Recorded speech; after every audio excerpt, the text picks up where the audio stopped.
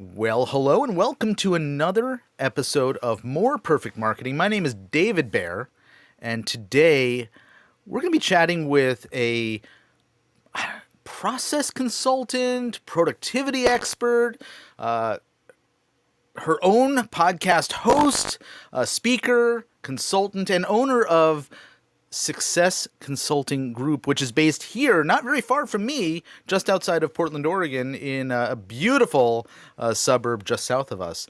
Adi Klevit, welcome to the show. Thank you, David. So happy to be here. So, when I look at the list of things that you do, or that I could introduce you as, first of all, I'm incredibly intimidated because it requires such attention to detail, such organization, and a lot of us business owners don't tend to have those skills. So, kudos for you for being one who does, and I want to sort of talk a little bit about what you do for a living as you support businesses.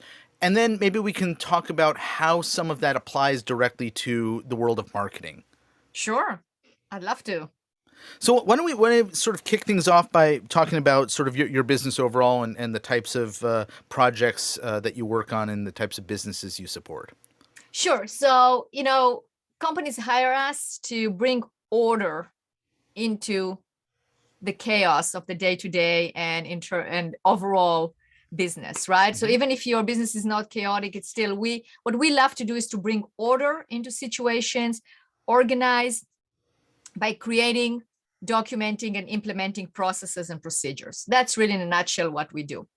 So we work with a variety of industries and we address the different areas of the organization, whether it's sales, operations, marketing, business development, HR, finance, etc. So we basically create, document, and implement processes and procedures for those businesses. Now, when I hear the type of stuff that you do, my gut reaction, and I imagine many of our listeners, is, oh, well, that's stuff that larger businesses need. I'm a small business. I don't need that stuff.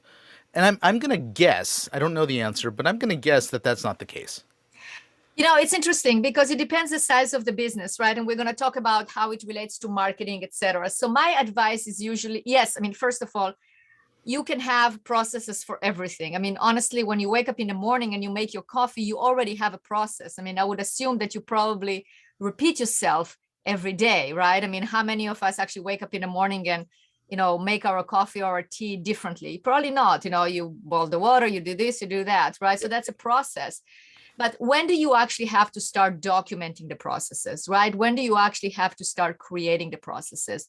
So my advice to business owners is at the beginning, when you're starting your business, unless you are, a startup with capital and you want to do everything right from the beginning, you don't need to document your processes, because what you need at that point, you need a lot of marketing so you can actually have customers, clients, patients, whatever you need in order to get in the door so you can service them or produce, right? And then you get to a point where you are scaling, you are growing, you are adding people to your team. It's not just you. At that point, you definitely need to start with the process creation and documentation. So would it be helpful to have it at the beginning? Absolutely. But you also have, I know, we all know that you have that many hours in a day, right? Yeah. So I would not, okay, so if you're a solopreneur or you have a team of 2 or 3, continue to grow and then start documenting and organizing. You will know the point where you go, okay, if I had well-documented processes and procedures, I could grow faster. I could bring another team member. I can do much better. So that is really the point where you have to start documenting. So from my experience, that will be when you are, it's hard to tell because it's depend on the industry. Each industry is different and you need a different amount of people, but I would say definitely a team of 5 or more. And so documentation, it solves lots of problems. So years ago, I was working for an organization, and one day our boss came to us and said, "Okay, we got this project," and we called it the project. And the project was that over the next period of time, I don't remember if it was a month, 2 months, the half a year, we were to write down everything that we did that was a repetitive task. And it was a documentation of kind of what our job was, how we did the things we did, so that we could put it into a binder. And the reason we were doing this wasn't to be able to train somebody who comes in to help us or to replace us or anything. It was the, what if you get hit by a bus, right? This was the get hit by a bus project. Now, I imagine that's not the reason most organizations do this stuff. There's probably a range of reasons, and I wonder if you can kind of walk us through some of the reasons why documentation is so critical or so important in different circumstances. Sure. So, the first one that I hear a lot is consistency. Is really consistency of operations. So as business grows, so that's why I brought the point, as you grow, as you develop, you have more staff, you develop more processes, you want to make sure that everybody does it the same. So it's consistency. It's also ability to grow. So a lot of times I hear from clients, they say, well, I want to 3x my company. I want to 7x my company. I want to 10x my company. And they know that in order to do that, you have to have a turnkey operation. You have to have an operation that runs very well and very predictably. So then you know that you can grow it and multiply it. Another reason why is, of course, efficiency and increased productivity, which goes together with consistency, but that's a different angle to look at it. Increased profitability. If you're doing things, let's say, for instance, right now I'm working with a client where they're just growing like crazy, and I'm working with the lead supervisor to really see how we can actually create more hours in the day. And the way that you do that is really look at the repetitive tasks, the tasks that are done over and over, especially in the training part, is how can we cut the training from 3 hours to 2 hours by them, first of all, watching a video or reading a procedure and then doing a one-on-one training, right? So training, employee retention is another one, because it's much easier to work in an environment or in a company that is predictable and you know what is expected and how to do things. So it's not like a first day at work is like, okay, welcome to the company. Let's, just shadow somebody and figure it out, as opposed to, here's the university, here is the training manual, here is how you do things. This is what expected from you in the first 30 days, 60 days, 90 days, etc.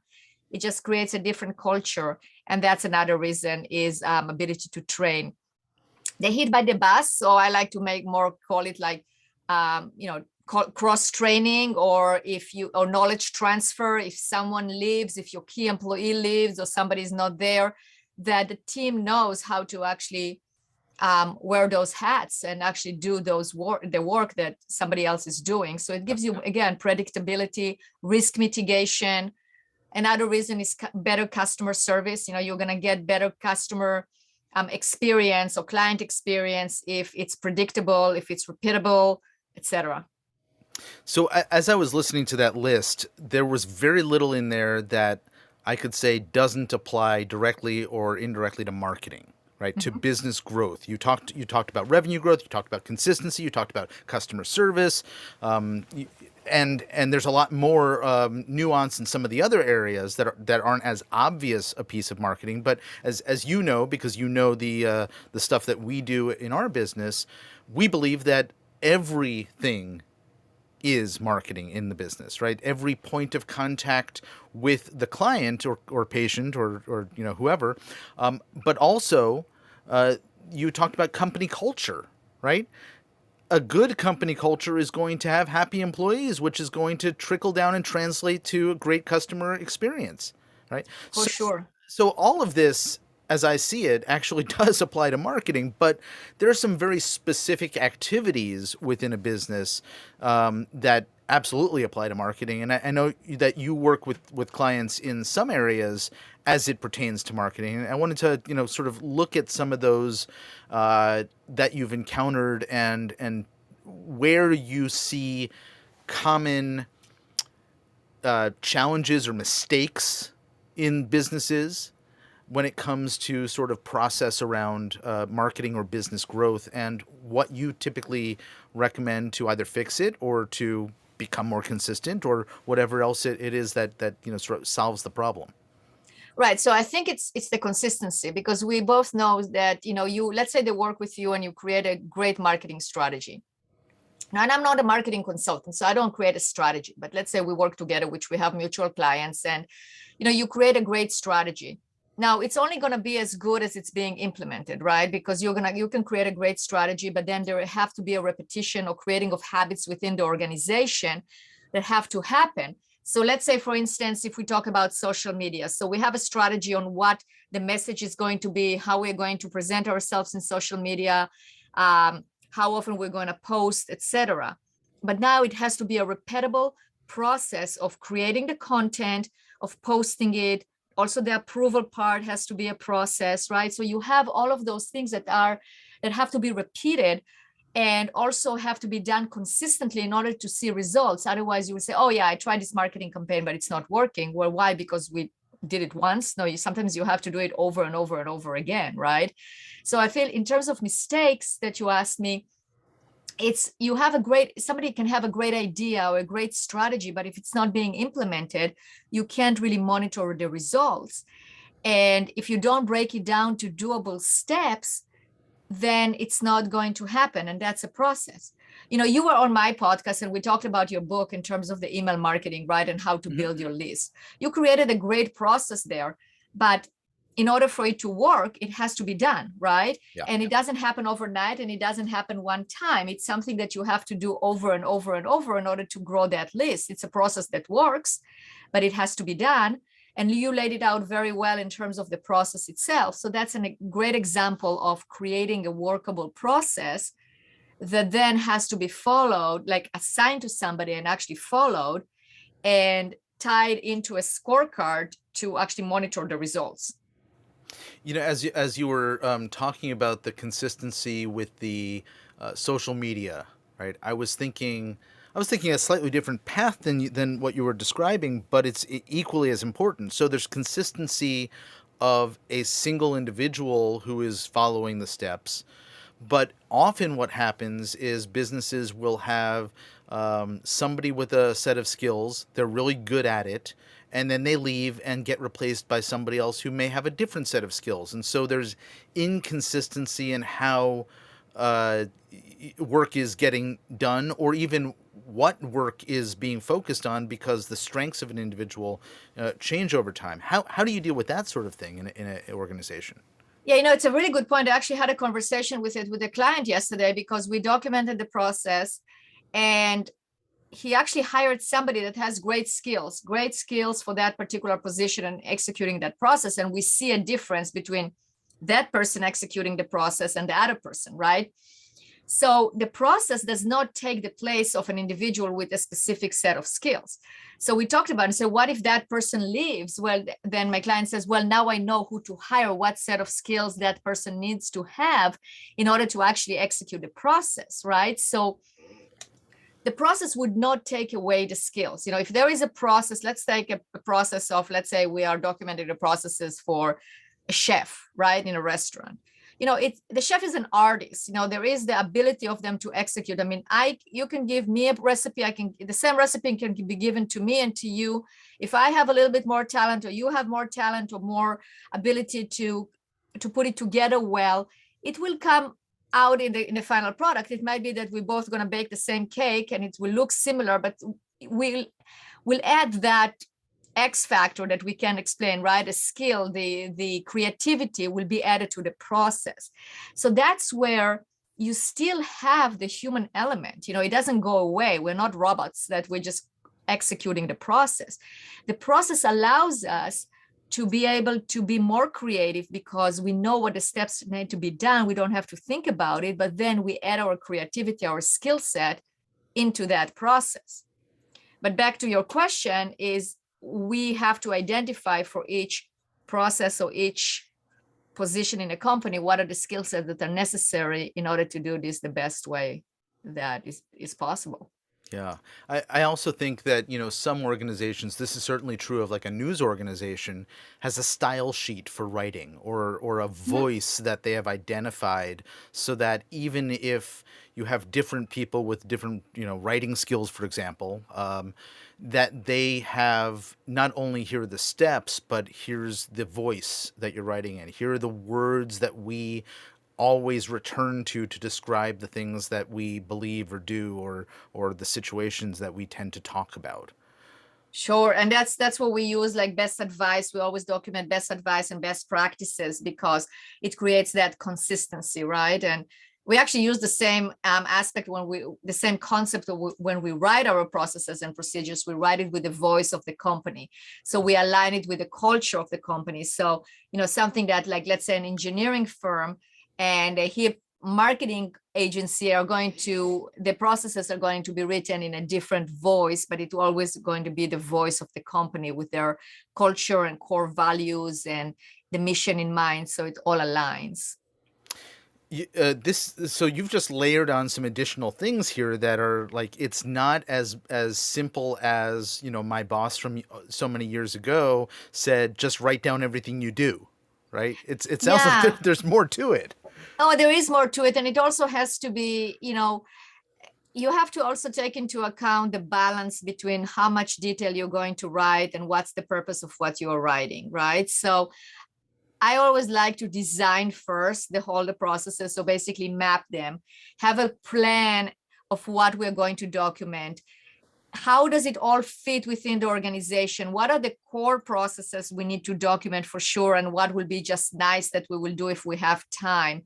What is the level of detail we're going to go into?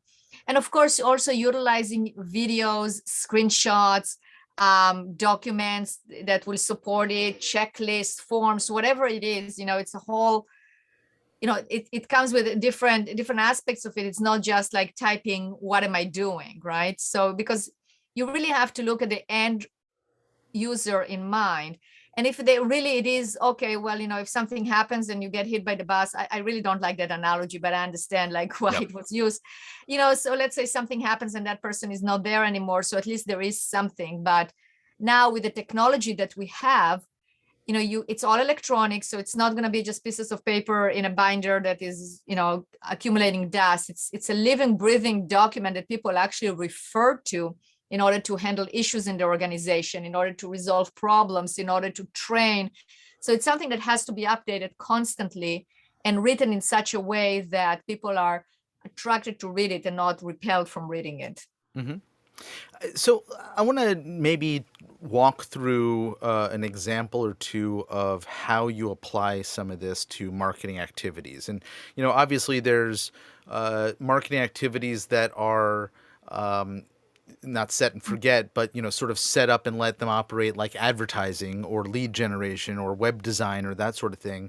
And then there are marketing activities like networking or referral process, for example. Mm-hmm. I know that that was something that you covered on your podcast at one point with Robin from BNI in those areas. And I wonder if you can sort of talk about sort of the approach to creating a system and process, and maybe process documentation, who knows, for an activity like networking.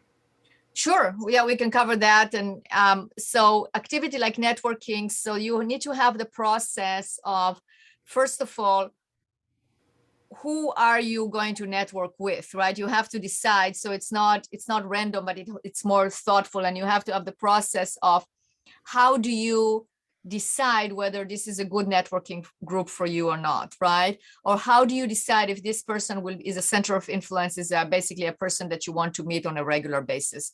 So you have to have a process or maybe a checklist, because we all have the mental checklist saying, oh yeah, this is a good group because this and that, right? But if you actually had a checklist where you run with specific questions that you can run through and decide whether this is a good engagement or not a good engagement, depending on also where you're at in your business and the time available, that can be the first step of deciding. So then let's say you have that. Okay, good. So now the next step is you join the group.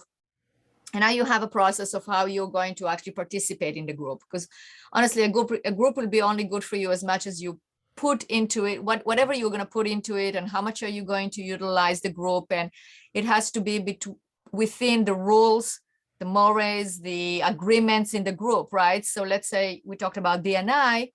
So if you join BNI, it is expected that you're actually going to do activities outside of BNI as well, such as meetings and finding referrals and continuing education, etc.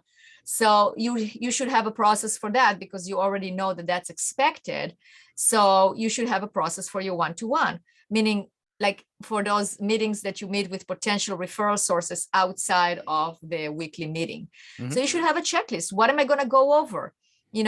How am I going to prepare for that meeting? What should I do in order to prepare? So for instance, you should definitely review the other person's LinkedIn profile and their website as an example, right? So that can be on the checklist. Prepare for the meeting. Prepare questions that you're going, come prepared with questions that you're going to answer. Be prepared about yourself. You might be asked to show or demonstrate or give a brochure or any information that you have about your company. So come prepared with that. So that would be part of the process. Prepare it ahead of time. Then you should have a process on how to actually conduct a successful meeting. And, that might be an overkill. I mean, you go, what, you have process for everything, but you really, if you do that, then your time becomes more effective, right? I mean, we're talking about time management. Well, what is time management? You manage your time so every moment counts. So if you actually follow that process, at the end of the meeting, you're going to have meaningful meetings that actually have the end result that you want to achieve. So you do the meeting according to a process that you set up, and then you have a follow-up. The follow-up, for instance, process is very important. So you're done with the meeting. What do you do next? Okay, you write a thank you card, a written thank you card. It should be part of your process. Let's say you took notes and you promised to help that person by introduction or by doing something, then go and do it, right? Log in the meeting into your CRM with notes and create the next activity of what you're going to do, how you're going to follow up. All of that is a process. And if you don't have it well formulated, it's a hit or miss. Sometimes you do it, sometimes you don't. So sometimes it might end up that you had a great meeting with great coffee and you had a great conversation, but what is the future from there, right? How do you actually maximize the time for both sides? Because you're helping another person as well when you're doing it, because the meeting is more meaningful for them as well. So, and then of course the process continue with the follow-up is following up on the activities you set up in the CRM. I know it sounds very complex, but if you actually figure out, you're already doing those things, again, it's hit and miss. So if you take all your successful networking events or all your successful networking meetings that were meaningful and had a result, if you take those and you go, okay, this is what I did here and here and here, just repeat it. It's definitely will ensure success. One of the best networking, or outside of a networking event, a follow-up meeting that I had with anyone was totally structured, kind of the way that you're describing. And look, I appreciate that. Not everybody, sort of wants to have the structure that I want to, but I like beginning a meeting with an agenda, and it doesn't have to be formal. It's like, what do you want to accomplish before we're this time is finished, right? So that it's clearly articulated and both parties know what they're there for. But I remember one meeting I had with somebody who had a sheet that she always brought to every first time meeting, and it was to make sure that we covered everything about what do you do, who do you serve, what do you do, who do you serve, how do you like, what's the procedure for referring people to you. And we both did those things and both documented those things. She may have even handed me a copy of the sheet, so I wrote it all down too, which is very clever on her part, because then it's like my souvenir documentation for how to refer her, right? Some people will think this is corny. I loved it because it really it demonstrated she was prepared. She had a structure for doing all of this, and then obviously there was equally as smart follow up on her part after that meeting occurred. Yeah, it's like it's either you leave it up to luck, and maybe it was a good meeting, maybe not, and maybe I remember to follow up, maybe not. But if you actually have that process and you are prepared and you know what to talk about and you know how to follow up, then it's effective. So it's all about effectiveness. I mean, think about it. Let's say you go to a gym and you look at all the machines and you go, oh, well, I wonder what I'm going to do today. Oh, maybe I'll do this one and then I'll do that one. And I wonder how this machine works, etc., as opposed to getting with a trainer, having like, a plan, and then you just go and, in half an hour you're out of there, but you did work out as you wanted, and you are going to see the results, depending on what results you want. You are going to see the results within a month, 2 months, 3 months, etc. And then you maintain whatever it is, but it is structured. And maybe it's not for everyone, but if you really look at what I like to do is really study successful people and how they operate. What do they do, right? And if you look at successful people, they have a system. They don't just do things haphazardly and just whether it happens or doesn't happen. It's really like they have a system, they follow it, they're very organized. And I think it's a great way of living life. All right. So you got a business that's hearing all of this, and they're saying, "Gosh, we've really missed the ball. We better start doing something about this." Now, there's two ways that they can go. They can hire somebody to help them, and in a moment we'll tell people how they can find you and chat with you and your team about the services that you have. But they also can probably figure out how to do a DIY approach in this. And so I wonder if you can take a couple of minutes to sort of talk about the things they need to think about, or the plans they need to put in place if they're going to do a DIY approach to organizing all this stuff for themselves. Sure. So the first thing is commitment. The first thing is a decision, saying, agreeing. Everybody has to agree on, at least it starts from the top, and then giving that, like what you said, the project, right? So if we have to decide as a company that we are going to engage we're going to start, and we're committed to this project of documenting our processes and procedures. And I believe that you have to find the why. What is your why? Like why are we doing it for? Because at some point, if it's just being done for the sake of doing it, it's not going to happen, because other things will take priority. So are we doing it because we want to sell the business in 2 years and everything has to be documented so we can increase the value of the company? Are we doing it because we have an employee that is so vital to the business that if they leave or something happens, we're going to be in big trouble and we're going to lose everything, right? So that's the risk mitigation. Did we get too many customer complaints and we really need to streamline our processes so we actually have a smooth process? So what is your why? And then push with that why, definitely talk to the staff and say, this is what we are engaging upon because we want to accomplish 1, 2, and 3. And that is something you'll have to come back to as you move through the process documentation, because it becomes harder and people lose sight of the mountain and why we are doing it, right? So you have to continue doing that. So that's the big level.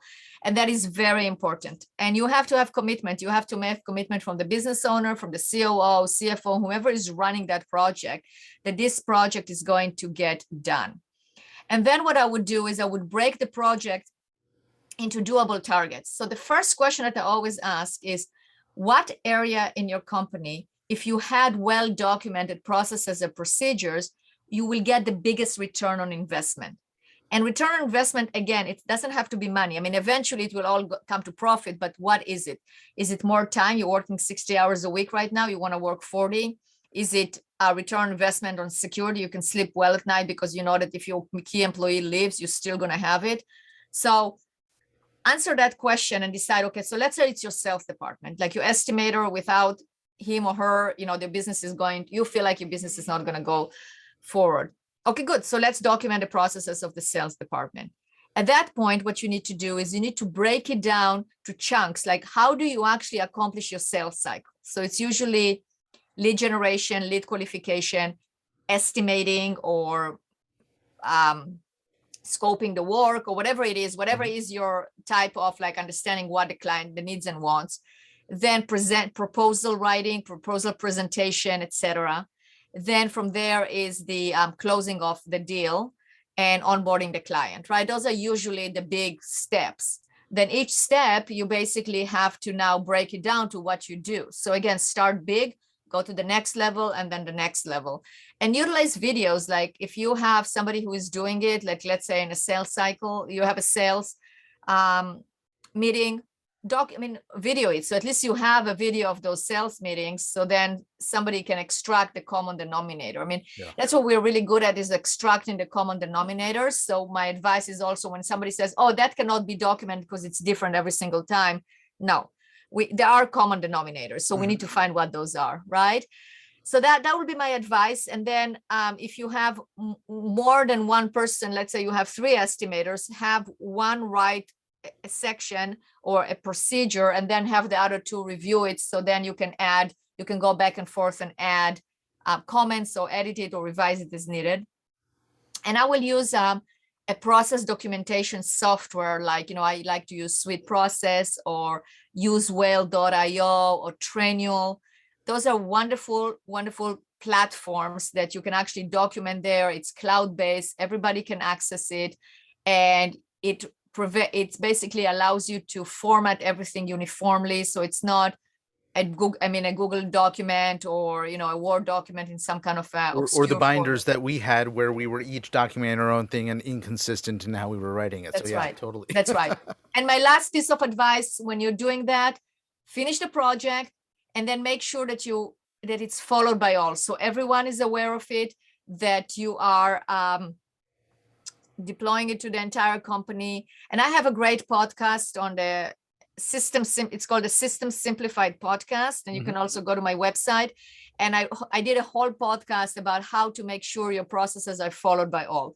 So I would definitely, I don't have enough time to go over it. It was 45 minutes, but I gave the steps of how you actually make sure that the process is followed by all. Thankfully, we have the ability to link to that, which we will. Yes, thank We'll you. also make sure to link to your website so that when our listeners have finally picked themselves off the floor after listening to that long list of things that they need to do by doing it themselves and said, wow, that's a lot. I'm not going to be able to handle it. I need professional help.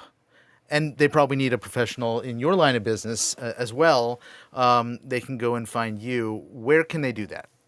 They can go to bizsuccesscg.com. That's B-I-Z, the word success spelled out, and CG for consultinggroup.com. So bizsuccesscg.com. You can email me at adi@bizsuccesscg.com. You can also call us at 503-662-2911. Find me on LinkedIn, Adi Klevit. A lot of places to find us. Well, we'll make sure to leave as many of those links as we can remember to.